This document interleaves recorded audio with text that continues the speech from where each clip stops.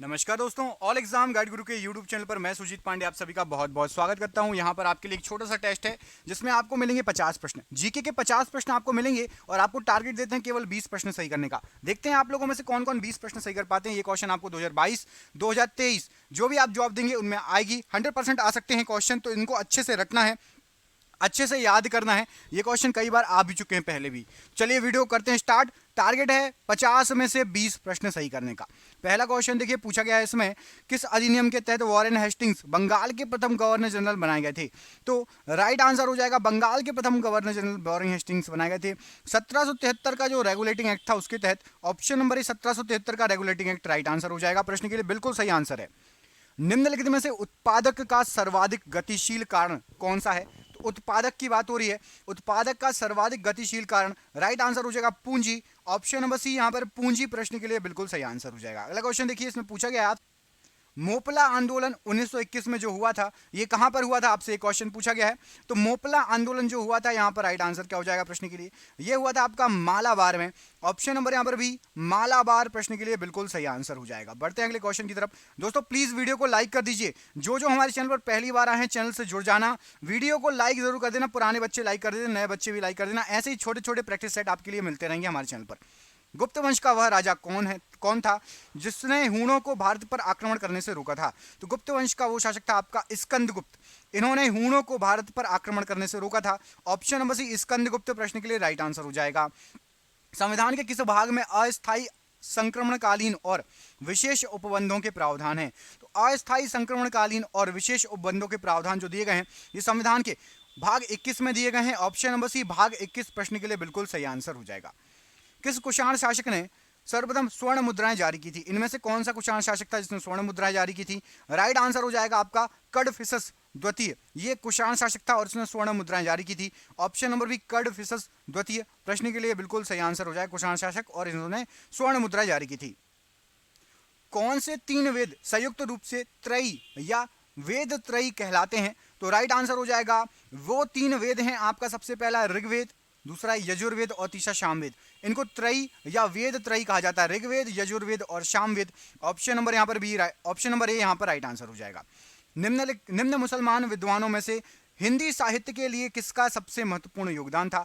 एक मुसलमान विद्वान थे जो हिंदी साहित्य के लिए बहुत अच्छे योगदान के लिए जाने जाते हैं, अब्दुल रहीम खाने खाना। ऑप्शन नंबर सी, ये थे मुसलमान विद्वान लेकिन इन्होंने हिंदी साहित्य में बहुत अच्छा योगदान दिया। Option number C right answer है। पहली बार औपचारिक रूप से महालवाड़ी प्रथा कब लागू की गई थी। तो महालवाड़ी प्रथा सबसे पहले औपचारिक रूप से 1822 का वो समय था। ऑप्शन नंबर डी यहां पर राइट आंसर हो जाएगा, मैं लागू की गई थी 1822, ऑप्शन नंबर डी। संत कबीर का जन्म कहां पर हुआ था। तो संत कबीर दास जी का जन्म जो हुआ था वो हुआ था आपका मगहर वाराणसी में। Option number B Maghar Varanasi प्रश्न के लिए बिल्कुल सही आंसर है। तैमूर के आक्रमण के बाद भारत के किस वंश का राज स्थापित हुआ। तो तैमूर के आक्रमण के बाद भारत में सैयद वंश का राज्य स्थापित हुआ था। ऑप्शन नंबर बी सैयद वंश प्रश्न के लिए बिल्कुल सही आंसर हो जाएगा। जन योजना का प्रारूप किसके द्वारा तैयार किया गया था। तो जन योजना का जो प्रारूप तैयार किया गया था जयप्रकाश नारायण जी के द्वारा तैयार किया गया था। Option number D Jayaprakash Narayan ji प्रश्न के लिए बिल्कुल सही आंसर हो जाएगा। सर्वप्रथम भारत में विशुद्ध संस्कृत भाषा के लंबा अभिलेख किस संस्कृत भाषा में सबसे लंबा अभिलेख किस राजा द्वारा जारी किया गया था। तो राइट आंसर हो जाएगा, विशुद्ध संस्कृत की बात हो रही है, शक राजा रुद्रदामन द्वारा संस्कृत का सबसे लंबा अभिलेख जारी किया गया था। ऑप्शन नंबर बी रुद्रदामन द्वारा राइट आंसर हो जाएगा प्रश्न के लिए। भारत की संविधान सभा किसके अनुसार गठित की गई। तो भारत की जो संविधान सभा थी ये गठित की गई थी आपकी कैबिनेट मिशन योजना के तहत। Option number B cabinet mission योजना प्रश्न के लिए बिल्कुल सही आंसर हो जाएगा। भारत में सिंचाई का महत्वपूर्ण सबसे महत्वपूर्ण साधन क्या था। तो भारत में अभी भी क्या है, तो भारत में नहरें जो हैं सिंचाई की सबसे महत्वपूर्ण साधन है। ऑप्शन नंबर ए नहरें प्रश्न के लिए बिल्कुल सही आंसर है। राष्ट्रपति संविधान के किस अनुच्छेद के अंतर्गत अध्यादेश जारी कर सकता है। तो राष्ट्रपति अनुच्छेद 123 के तहत, संविधान के 123 के तहत अध्यादेश जारी कर सकता है। ऑप्शन नंबर डी 123 प्रश्न के लिए बिल्कुल सही आंसर है।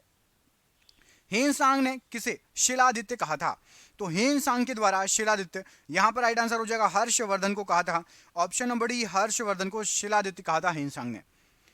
किसने भारत में रेलवे की स्थापना को आधुनिक उद्योग का अग्रदूत जननी की संज्ञा दी। तो रेलवे की स्थापना को क्या कहा था, आधुनिक उद्योगों का अग्रदूत या जननी। ये कार्ल मार्क्स के द्वारा कहा गया था। Option number B Karl Marx प्रश्न के लिए बिल्कुल सही आंसर है।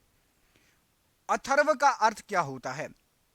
तो अथर्व का अर्थ होता है आपका पवित्र जादू। ऑप्शन नंबर ए, अथर्व का अर्थ होता है पवित्र जादू। उत्तर प्रदेश के बाद सबसे अधिक संसदीय क्षेत्र किस राज्य में है? तो उत्तर प्रदेश के बाद सबसे अधिक संसदीय क्षेत्र ये आपका महाराष्ट्र राज्य में है। ऑप्शन नंबर यहां पर सी, महाराष्ट्र राज्य प्रश्न के लिए बिल्कुल सही आंसर हो जाएगा।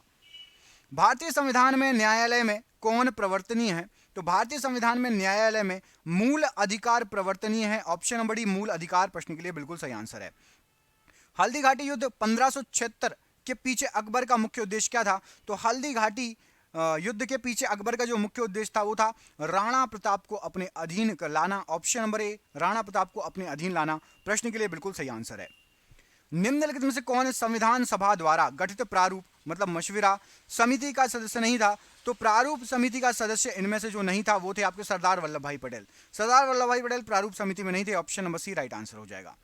भारत में सर्वप्रथम किस राज्य में शून्य आधारित बजट तकनीक को अपनाया गया था? तो शून्य आधारित बजट तकनीक ये आंध्र प्रदेश में सबसे पहले अपनाई गई थी। Option number B, Andhra Pradesh प्रश्न के लिए बिल्कुल सही आंसर हो जाएगा।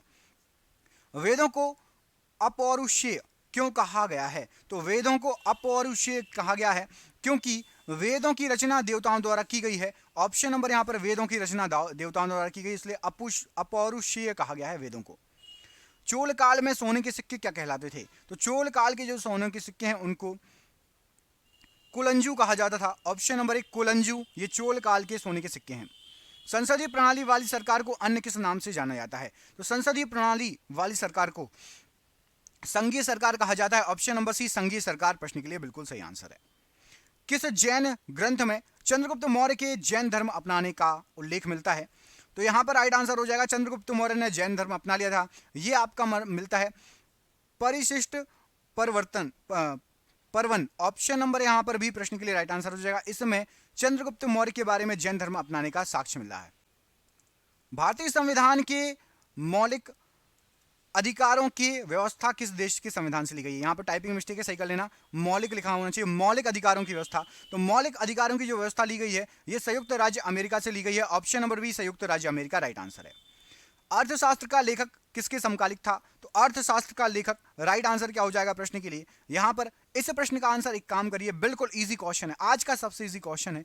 आप कमेंट बॉक्स में कमेंट करके इस प्रश्न का आंसर दीजिए। देखते हैं आप लोगों में से कितने लोग इस प्रश्न का आंसर हमें कमेंट बॉक्स में कमेंट करके दे सकते हैं। बिल्कुल इजी क्वेश्चन है। अगला क्वेश्चन देख लें। चलिए तो अगले क्वेश्चन पढ़ते हैं। किसे 1857 के विद्रोह के सबसे कमजोर कड़ी के रूप में देखा गया इनमें से? तो सबसे कमजोर कड़ी बहादुर शाह था।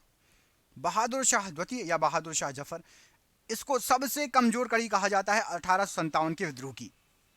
भारत का आर्थिक सर्वेक्षण प्रत्येक वर्ष सरकारी तौर पर प्रकाशित किया जाता है। तो भारत का आर्थिक सर्वेक्षण प्रत्येक वर्ष वित्त मंत्रालय के द्वारा प्रकाशित किया जाता है। ऑप्शन नंबर ए, वित्त मंत्रालय के द्वारा राइट आंसर है। सीमेंट के उत्पादन में किस राज्य का देश में प्रथम स्थान है? तो सीमेंट के उत्पादन में राजस्थान का देश में पहला स्थान है। ऑप्शन नंबर यहां पर सी, राजस्थान प्रश्न के लिए बिल्कुल सही आंसर हो जाएगा। 1907 के कांग्रेस के सूरत अधिवेशन अध्यक्षता किसने की? तो 1907 में कांग्रेस का सूरत अधिवेशन, इसकी अध्यक्षता की गई थी डॉक्टर रास बिहारी बोस के द्वारा। ऑप्शन नंबर ए, डॉक्टर रास बिहारी बोस प्रश्न के लिए बिल्कुल सही आंसर है। रेल विभाग के पृथक रूप से रेलवे बजट का प्रस्तुत किया?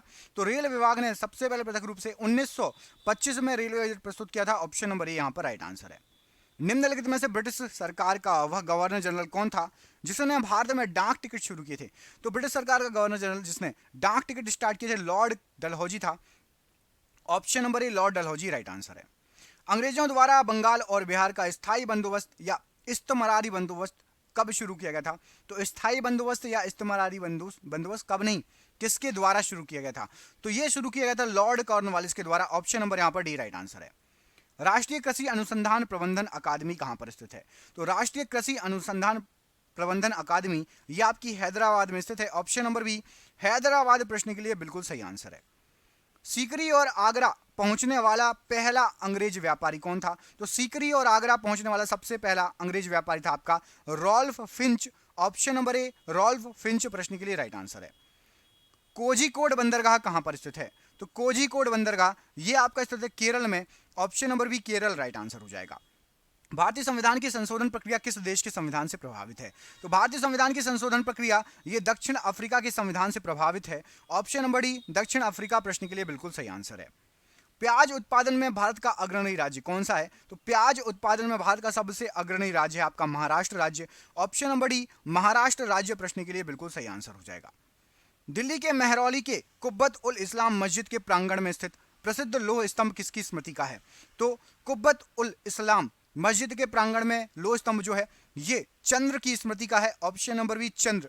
चंद्र मतलब पूरा नाम कमेंट बॉक्स में कमेंट करके बताइए। बौद्ध धर्म ग्रहण करने वाली पहली महिला कौन थी? तो बौद्ध धर्म ग्रहण करने वाली सबसे पहली महिला थी Mahaprajapati Gautami. Option number C Gautami ने सबसे पहले बौद्ध धर्म ग्रहण किया था। सिक्किम भारत का 22वां राज्य किस संविधान संशोधन के तहत बना था? तो सिक्किम भारत का 22वां राज्य बना था 36वें संविधान संशोधन के द्वारा। ऑप्शन नंबर यहाँ पर डी 36वां संविधान संशोधन राइट आंसर है।